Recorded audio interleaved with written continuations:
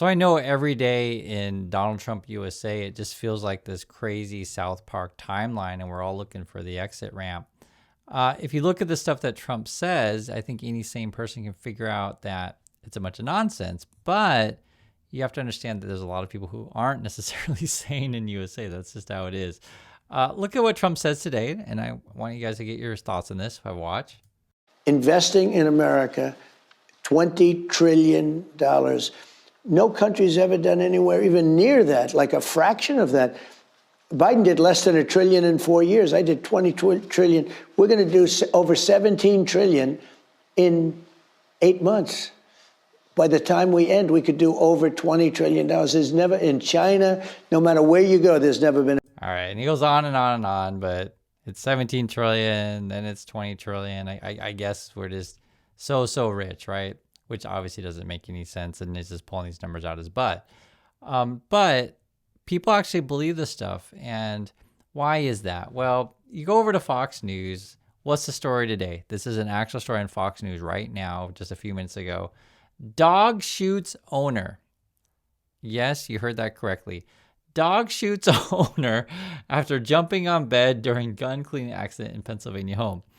And why am I mentioning this is because, Donald Trump will make this like ridiculous statements like nonstop every day. Okay, now I guess we're 20 trillion richer. The next day it's going to be 22 trillion. Or Trump will say, hey guys, I'm sending you a 5,000 Doge check. Then it's going to be a 2,000 Doge check. And then he's going to say we're all getting rich from the tariffs. Then he'll say tariffs are bad. We're cutting tariffs. So you're going to be happy. And just like who falls for this stuff.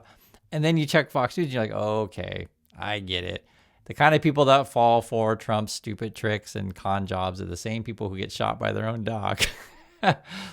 You can't make this up. It basically, the moral of the story is don't clean your gun loaded it like this way. Don't just leave a loaded gun sitting in your bed and your dog just starts jumping on your bed or whatever and you get shot by your own gun, by your own dog. And my first reaction when I saw this thing is just like, are the dogs now getting revenge on the humans? They saw what Chrissy Nome did and it's like, oh, you're declaring war on Chrissy Nome? We're going to get revenge back. So I hope the dog is still a good boy. We'll see what happens. I really don't know.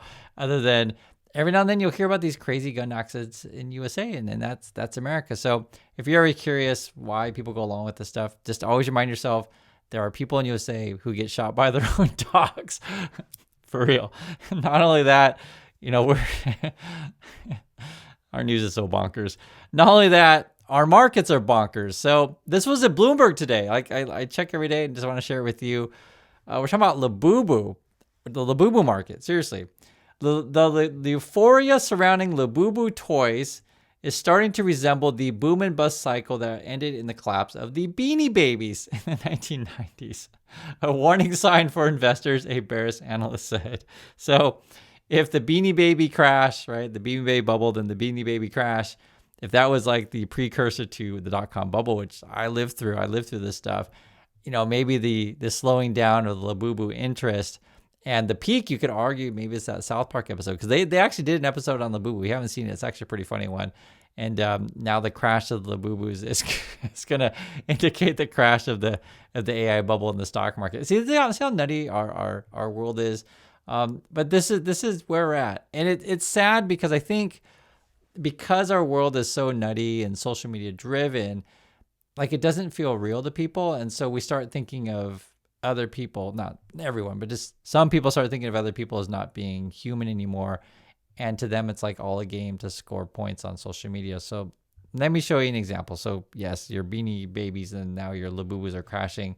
And then now you got like college students, hey, you know what? I want to get famous. I'm going to call on my neighbors at the car wash and have ICE raid them. So I guess this guy, his name is Zach Siegel, Boston University, right? Head of the college Republicans. He's like, I gotta get back at these people at the car wash, man. Listen to the story. It's absolutely absurd. Zach Siegel is the president of the Boston University College Republicans. We talked to him in September after Charlie Kirk was killed. Siegel is now claiming on social media that he is the reason ICE showed up at an Alston car wash earlier this month and hauled off 9 employees. And so you can actually read it. So he's saying, I'm taking credit for the car wash. I'm so proud of the car wash raid. And this was the sign at the car wash. Due to a recent ICE raid, We will operate the car wash and gas station on limited hours. We apologize for any inconvenience and thank you for your patience. Alston Car Wash, right? And so I guess this guy is so proud of it. It's the same way the person in Georgia who's running for representative, they're really proud. I think her name was Tori. She was really proud that she called ICE on the Hyundai plant. Now I guess this college Republican president dude's like, oh, I'm so proud I called on the car wash. Listen to more of this. Siegel posting on X, I've been calling ICE for months on end. This week they finally responded to my request to detain these criminals. As someone who lives in the neighborhood, I've seen how American jobs are being given away to those with no right to be here. Pump up the numbers. It's frankly appalling to see somebody that's proud of destroying an entire family, an entire community. These people, all 9 of them, no criminal records at all, yet he's referring to them as criminals. Todd Pomerleau is the attorney who represents the 9 detainees, 5 women and 4 men. He says Siegel, who was born in London and schooled in the UK, according to the BU Athletics website, certainly can exercise his First Amendment rights here in. So did you guys hear that? So the guy who's calling the raid on the car wash, right? What does he say? They said he was born in London, schooled in UK, and now he's like going to school in USA. I mean, isn't it like completely hypocritical to do this kind of stuff? I mean, it's ridiculous. That's why I was saying it doesn't compute to where, you know, for some people they don't think of other people as being human. This is the kind of the problem that we're in right now. It's all a game to people, and the way that you're doing this stuff is just, it's really damaging to society. And you know, Trump has us basically fighting against each other. That's basically what it ends up boiling out. I guess if you really, really dislike your delivery drivers, car wash workers, and gardeners, I think I guess you're winning. But I'll let you guys be the judge of that. But this is just what it is. And if you listen to the details of stuff, it'll really illustrate what's wrong with the situation in the U.S. But Pomerleau finds his arguments ironic. He's talked about how these jobs are being taken by 9 people working at a car wash. Well, he's taking up a college student seat who's from America by his same rationale. The 9 workers were detained on the morning of November 4th. Pomerleau says many of them do hold legal status and valid work permits that they were never given a chance to produce. They were grabbed and thrown in a van, never given any opportunity to explain who they were, where they're from. Zach Siegel did not return our request for an interview or comment. The BU student is an intern for Republican candidate for governor Brian Shortsleeve. So of course he is, right? This guy is an intern for some dude's running for governor or whatever. And you know, the problem is, and you heard it right there, and we need to repeat this stuff because I know sometimes if you have MAGA people in your life, it's like, oh yeah, we got to arrest everyone at the car wash. There's such bad people over at the car wash. And, you know, the lawyers are like, wait. Some of these people got paperwork here and they're not given a chance to defend themselves. They're just, you know, showing up masked. You guys know how it is. They show up masked and just haul them away. And then you're going to hear where they end up going, which is even more crazy. This is what's going on in the USA right now. And it's frankly sick. There's no other way to put it. You got neighbors calling in neighbors and then the ICE people to show up because they got their quotas to reach. Strategist for the campaign telling us tonight, we don't answer for anyone else's social media but our own, especially not a volunteer intern. Brian has been clear that he supports enforcing our laws, including our immigration laws, and he supports due process. Now, Todd Pomerleau says that 4 men are being detained, and they are in Plymouth. 4 of the women are being held in Vermont. The 5th is in Texas. He says at least 5 will have a bond hearing next week. We did reach out to... And then they're all over the map. What would they say?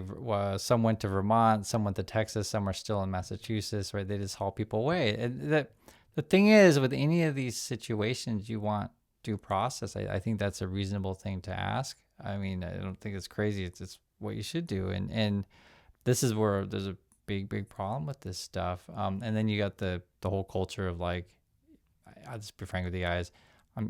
You know, if someone feels like, oh, they look a certain way, we're going to go and start, you know, throwing people in vans.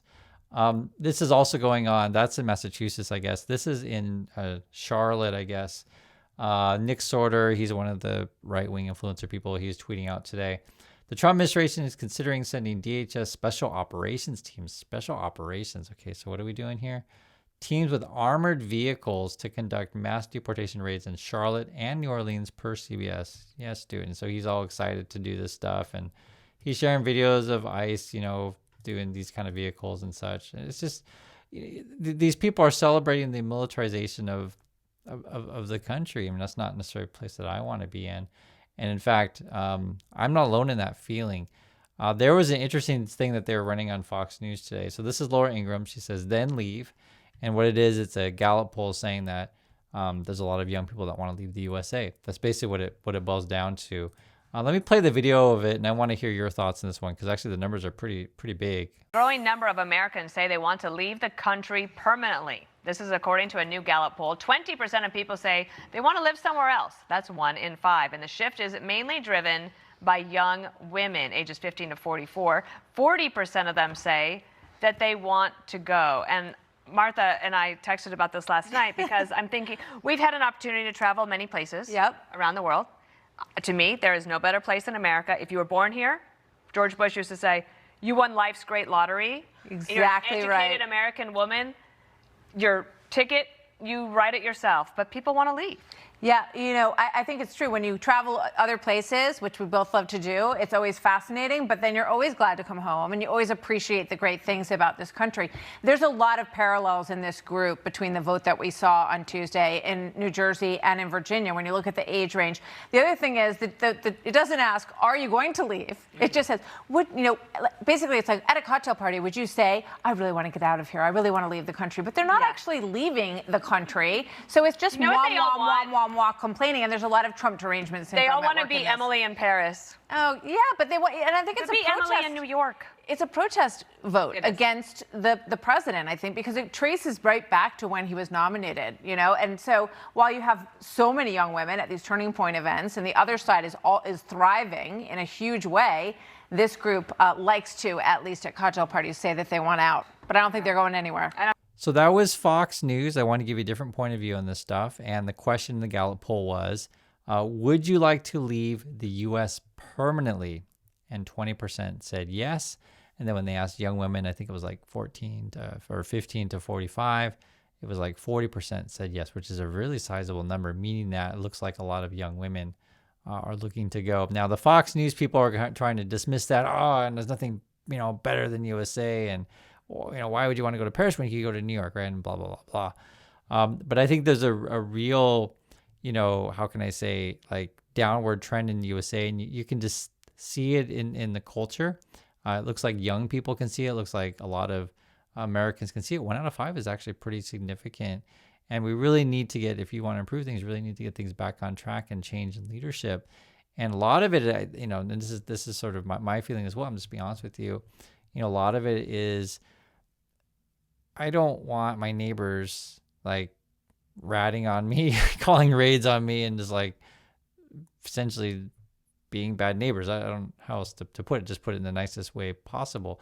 And the big problem is, and for those of you who know about this, it's not just Trump alone. It's the culture that he represents and encourages. And this is where you want someone who can like bring the temperature down, not constantly be turning it up to boiling or crazy heat every single day. I mean, it's a real problem.